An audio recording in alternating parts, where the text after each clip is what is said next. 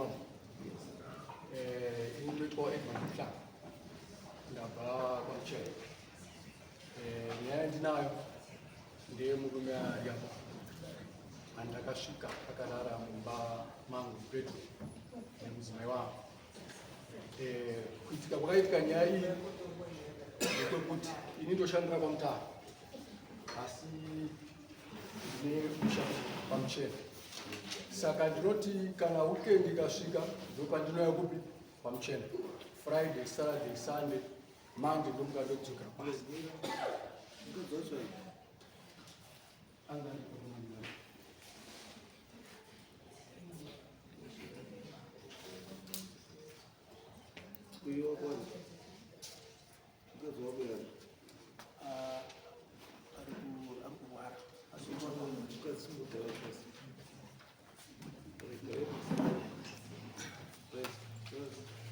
Right, saka maitikiro akaita nyaya iyi musi wa 27 May ndakamuka semazuva ese ndichiti ndakudzokera kubasa on the first day of the week ndobva ndaenda kubasa.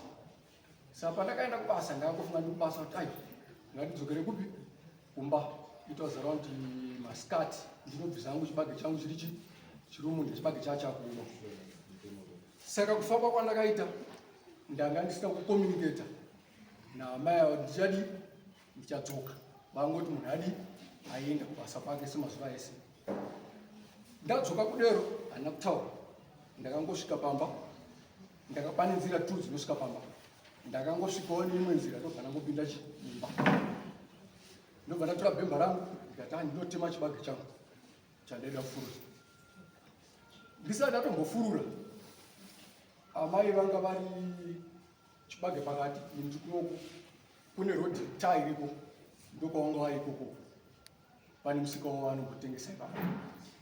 Saka ndakanzwa vari kutaura pafoni. Saka ndakada kunyatsotera kuti conversation iri kumbotaurwa iri kumbonzi chii. Saka ndakangonzwa kuti atoenda kubasa asi haasi kudzoka, anodzoka chii pamwe mangwani. Saka ndakaita interest yolonyatsonzwa kuti chii chiri kumbotaurwa panyaya iyoyi. Zvikanzi uripo, zvikanzi handiri mumatakishop ndoyanga kudayira manja. Zvikanzi ndozokufonera, ndambofonerani Tindo mwana ndinogara naye mutauni ari kuita form 3. Saka communication iyoyo ndakafunga kuti pandambofonerwa uyu that means kuti ndazokonfirma kuti ndakutauni here kana kuti. Ndobva ndafunga ndikati ai inini ngandibve pamba panapa ndisati ndaoneka. Ndobva ndatochinja, ndobva ndandinga ndiri kumashops, ndobva ndabuda nekwandisina kuoneka nako, ndobva ndaenda kumashops. Apa ndaimira kuti kusviba. Pakusviba ndakati ngandidzoke kumba. I think it was around past 7 ndichisvika pamba. Ndikati nhasi handisvika kupinda mumba kana pane zvinenge zvichiitika pamba panapa ndozvandadi kuona. Ndobva ndamira kuchibage kumunda uko. Imba pamba pedu ipapo pane malights sezvakaita malights iwaya panze panenge pachioneka because pane masolar lights aripo. Ndakangomira paya paya hapana kumboitawo time. Ndobva ndakaona munhu asvika, handina kuziva kuti munhu asvika ndiani. Nduko ndobva aenda pawindo, ndobva adongorera mumba. Ekutanga pane snooker table iripo, ndobva pasnooker ndobva aenda kusnooker, ndobva auya ndobva adongorera. Saka ibavha here chii ndikangangogona kuti munhu ada kudii. Ndagara pa zvakaitika about 4 times. Ndagara pa ndikati pamwe ndada kundidira chii mbudzi dzangu panapa. Ndamira ndakazoona malights ese ndobva adzimwa epamba. Malights tinorara ari on asi akabva adzimwa. Ndikati what is happening panapa.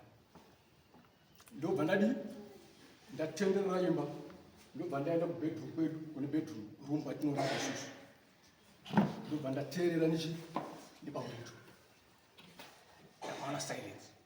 Ndakazonzwa vanhu kutaurira pasi pasi. I to make sure kuti mumba mapinda chii munhu, mane vanhu 2. Ndobva ndati ngandiende pai pane tuckshop iri padhuze ipapo. ndinotorawo mwakomana vanenge vachimwawo bhiya ravo ipapa ndipindirewo because munhu ari mukati asingazviti ndiani.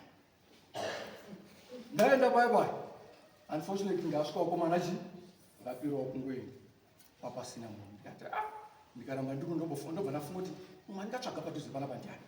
Ndikati aiwa kana pane zviri kuitika nditopedza time ndichatosvika munhu adini atoenda kana kuti pakuratidza kuti hapana zvazvo kuitika ndobva ndadzokera ndega. Pandakasvika pamba pakitchen pedu pane window 1 rarakapwanyika peni patenga diki yake enda iroro window chete namapagila pasi. Ndobva ndadi kitchen ndo patopinda raratokiwa nemukati. Ndobva ndajamba nepawindo paya ndavhura windo riya ndobva ndapinda mukati. Pandakapinda mukati ndandabvisa bhutsu ndobva ndapinda mudaini. Ndobva ndazozvishuwa kubedroom kune vanhu maraitsi akadzimwa usiku. Ndobva ndapinda mubedroom yangu nditofamba netsoka. Pandakasvika kumira paside pombedha sikapa vanhu vangu vakafuga nemusoro vapinda mu. Ndobva ndabatidza foni yangu ndakatombomira. Pandabatidza foni ndichifunga unoita sei. Saka handina kupindwa nepfungwa yakuda kuti I wanted to harm somebody kana kuti ndangoti I wanted to know the truth of what is happening here. Ndopandakazovhura blanket riya kuti ndobva ndaona vakuru ndotombovaona ndichitovaziva. Ndiwe apanga asina kupfeka mai haana kupfeka vese. Ndikati iwe unozondogona kuuraya here ndozvandakataura. Ava ndobva ndavatiwa imimi ina pana zvandachida kuziva zvakawanda. Chokwadi chandaida kuziva ndicho chandaona. Ndobva ndafamba ndichienda kudhoo. Pandakaenda kudhoo uyu ndopakangokwanisa kudhonga trouser rake ndobva ndofunga ndakatombomhanyisa for almost 100 meters asina kana chakapfeka kuenda kuroad asina kana anything. Ndobva apinda musango ndobva aenda. Ndichipedza kudaro paya ndobva ndati ngandiudzewo manext door angu. Ndobva ndaende pane imwe imba padhuze pedu panonzi pakanditi. Ndobva ndanoka mbuya yacho nasiku ndobva wabuda ndobva ndaudza ndati ndozvandasangana zvikupi kubva kwangu. Ndobva nditi chete unoudzawo futi ani anonzi achaora umwe wepadaizi. Ndobva ndaenda ipapo ndobva ndanoka ndobva wabuda ndobva ndatoya nawo kumba. Nditori munzira kudzokera kumba ndopandakadzwa mwana wangu wokutaundi muhombe mukuru. Ndobva atondifonera zvikanzi chii chiri kuitika ikoko. Ndikati ndozvaitika kunoku. Kazi ndatofonera ndatotaura nani ndatotaura navo vatotakugwa nemota kuenda kupi kuhospital. Bhosi pakangoitika izvi vakabva vatora poison ndobva wano mushonga uya wokupisa soro watokoaavhenga ndobva wano. Then panext pedu pane umwe ane kahonda fit kake ndobva vabva vavatakura kuenda kupi kumutare provincial hospital.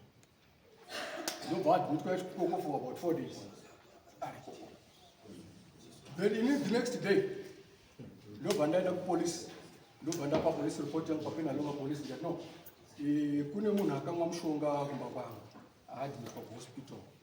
Reason ndamuona ane munhu uyu saka anogona kuzongomuka akafa maybe we need to know kuti munhu afa nechii. Right. Tagara paya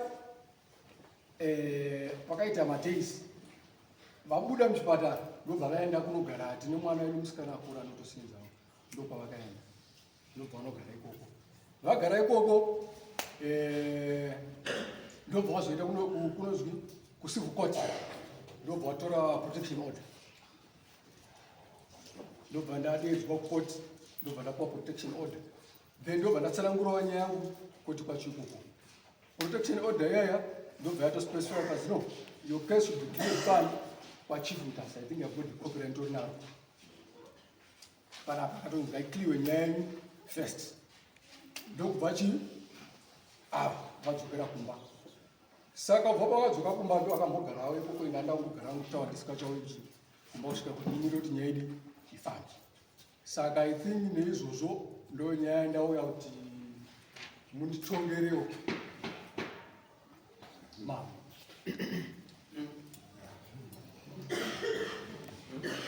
Agora aí, mais irmão. Vamos, Iro, vamos. Sorry. Pane hembe dzavakasiya mumba mangu dzavakatiza nditori nadzo pana. Majanga achada kuramba.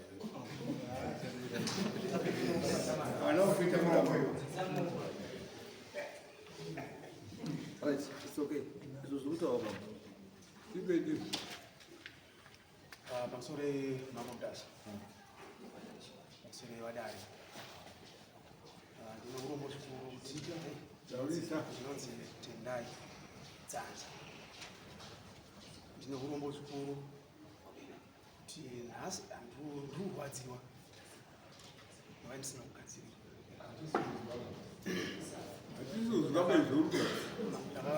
Ndine maausa saka pachinge paitika zvitiko zvakadai zvinorwadza ndikainditi pane zvataura murume wangu zuva raataura mudzimai wake akandifonera achititi Dzanza unogwatisogara pakanaka nemurume wangu tiri kunetsanya nenyaya yekuti zvinonzi kumba mangu mune hembe dzangu. Ndakati saka makamati zvoitwa sei ndikapindawo here munyaya dzekumba kwenyu.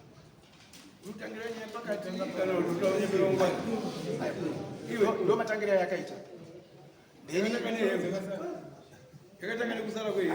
ndakazosvika wandifonera ndakazovabvunza ndikati saka zvoitwa sei zvikazi kana murume wangu auya ndichakufonera wouya kuno wakuratidza hembe dzanyu hembe dzacho ndikata zvakanaka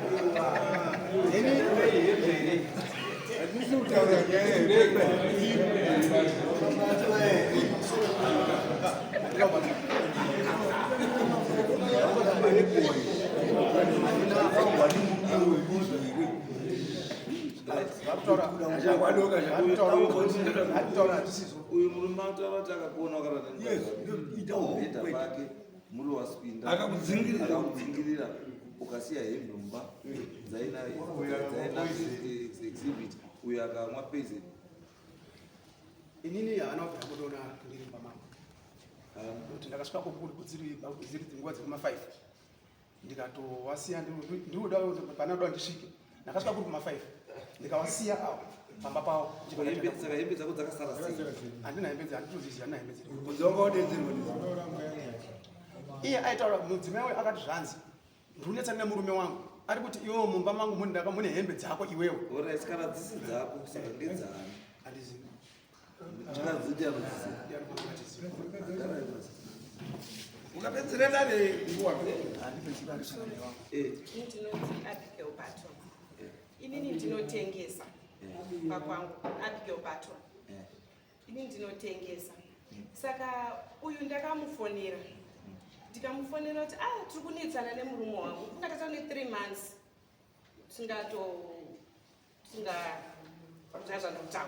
Tisingamboonani nandara. Apa kusvika musi wakazongodikwa azongouya. Then ndo vandakofana ndikati murume wangu auya. Uye udini because inini ndati former secretary kwaMuchena tese tiri 2. Tati masecretary tese tiri 2. Because ndaimbomutaurira kuti tiri kunetsana nani nemurume wangu zvakadai. Ndikati but iwewe ndiwe unosombotaura nani navashandi vaitotaura anototaura nese. Ndikati ndounombotaura nemurume wangu chimbotaurawo naye because zvaari kundiitira zvacho hazviite sei hazvisi kundiitira. It doesn't make sense to us people like us. Kuti uti wewe maisenza mese uri kumbira kuti abatsire kuti ataure neuyu asi kumba kwenyu kune ishe yekuti kune hembe dzeuyu. Ndozvandinotanga kutaura nenyaya yehembe. Hembe inini dziri mumba mangu idzese dzakatowanda. Nditorikana kuti maredhiyo ndine zvinhu zvakatowanda zviri kutodiwa. Hembe dzimwe dzacho zviri kutotaura zviri kutodiwa munhu achakatondisida kukuendera hembe dzine conflict dzeuyu handidzizivi hadzisi dzangu. Hadzisi dzangu inini ndine dzangu dzakatorwa nevanhu pazvikwereti hadzisi dzavashandi. Saka mimi makazomwa poison zvaita sei?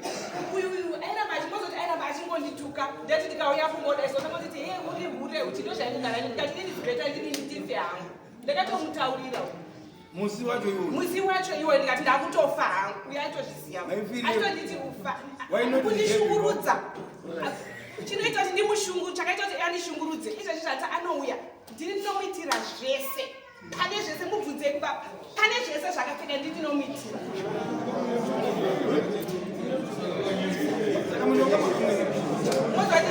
apa inini ndiyaitoti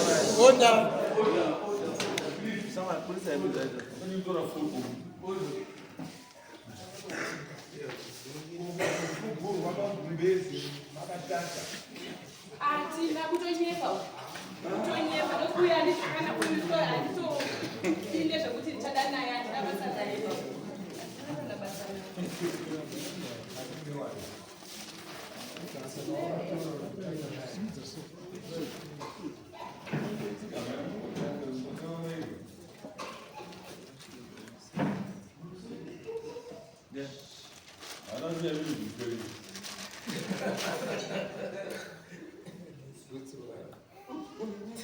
Hazvizi zvako vai. Timutara aende nozvisotesa kunganga zvino. All right, it's okay. Can I get it? It means we've got to change that. So we have to use the relevant exhibit here. Then the DNA. Kana wakambodzipfeka. Kana wakambodzipfeka dzinoenda ku-DNA. Then dzinobatwa kuti hembe ndedzake. Akawanda. Saka takubva ikoko then muhamadzoka kudai. Saka isusu iwewe shamwari I don't know uri safe here kuti uchengete hembe idzodzo.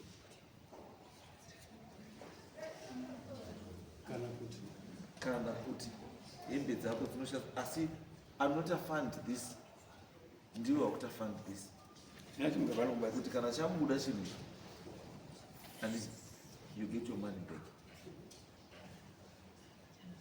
Because right now, there are any witness. Wakafungira kubase nichika na photo or something. Unachwe. Phone yandani na yanga isikatuma pics. Ndosaka that much. Iyo zinayo problem yatina it's your weight against their weight. And saka because of that atina patoka so prove. The only thing chatina cho is chatoka so shandisa to prove kuti hembe idzi ndedzake. Aziramba kuti ndedzake. And the only way yatoka so ita chiti kuti dzibate ijene dzinoenda kuhembe so aimboshaine kampeni kana katika kasaka vanhu ndozvavanoziva izvozvo vanoziva pekubata then ubva ndobva kuti hembe ndedzake good today then kana mabvuzarisa achibuda ichitotangirwa papi Odzoka futi apa. Otoroti hameno ndakambodzipfeka ndiri mudini. Right, but I'm going to get my refund. Kana zvambobuda shamwarika Nematransport acho zviri iriyo nedare rotanga futi ipapo. you get everything back. And the members as well. Yes. And toda chinhu chiite chii because isusu dare redu harisi kumanikidza munhu kuti bvuma zvausina kuda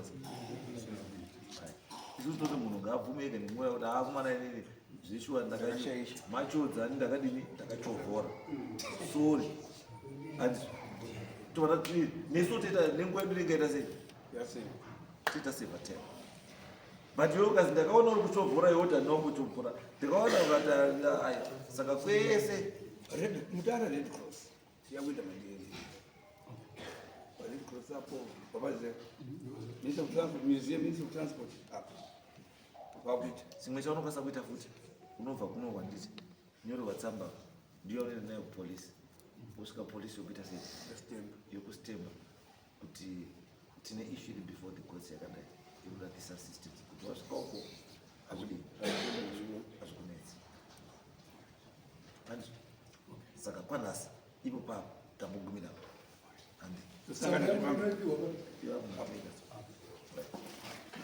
Bhegi unoona kubvutirwa muno. alright andi